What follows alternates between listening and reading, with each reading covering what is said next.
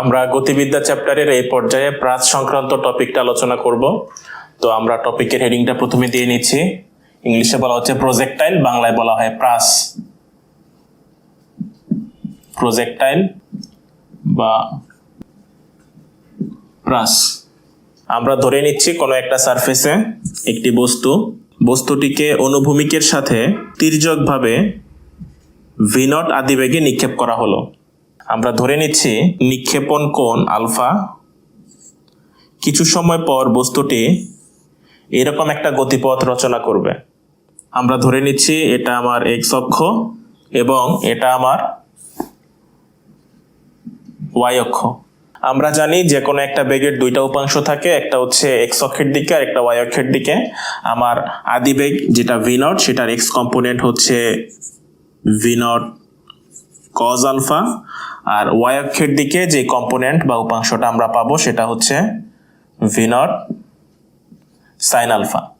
আমরা ধরে নিলাম কিছু সময় পর বস্তুটি পি বিন্দুতে অবস্থান নেবে। এই পি বিন্দুতে বস্তুটির এক্স কম্পোনেন্ট হচ্ছে vx এবং পি বিন্দুতে বস্তুর ওয়াই কম্পোনেন্ট হচ্ছে vy। অর্থাৎ আমরা এখন লিখতে পারি এক্স অক্ষ বরাবর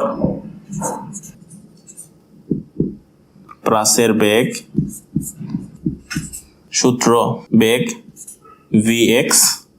সুতরাং আমরা ফর্মুলা জানি v = v0 + at, বা যেহেতু আমরা এক্স অক্ষের দিকে প্রাসের বেগকে v0 দ্বারা প্রকাশ করলাম, সুতরাং এই v এর বদলে আমরা লিখতেছি vx = v0 এক্স অক্ষ বরাবর v0 এর এক্স কম্পোনেন্ট অর্থাৎ v0 cos alpha plus x অক্ষের দিকে তার যে ত্বরণ, যেহেতু বস্তু এখন একটি সারফেসে চলমান নাই, সুতরাং বস্তু এখন মাটি থেকে উপরে, তার মানে আমার সারফেস বরাবর যেই এক্সিলারেশনটা তার মান হবে 0 এবং ওয়াই অক্ষ বরাবর ত্বরণের মানটা হচ্ছে g।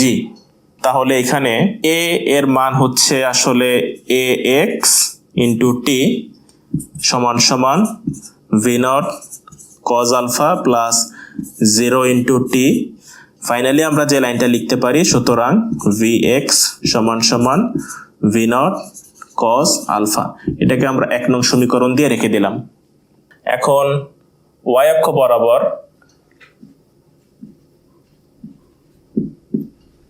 প্রাসের বেগ vy।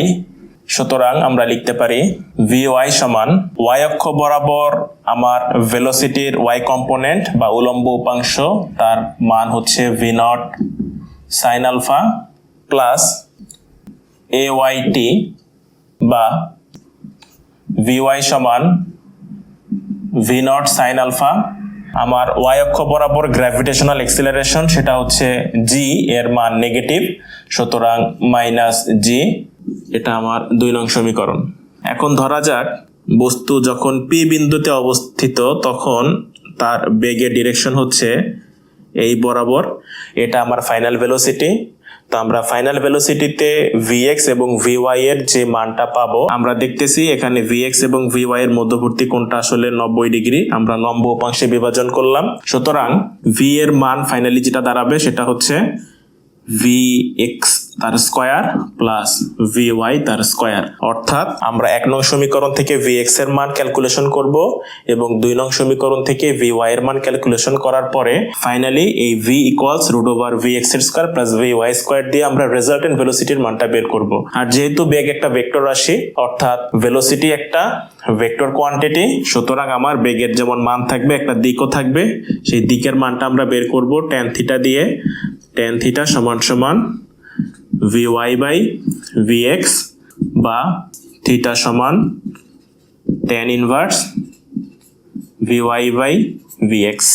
তাহলে আমার ফাইনালি এটা একটা ফর্মুলা এবং এটা আমার আরেকটা ফর্মুলা।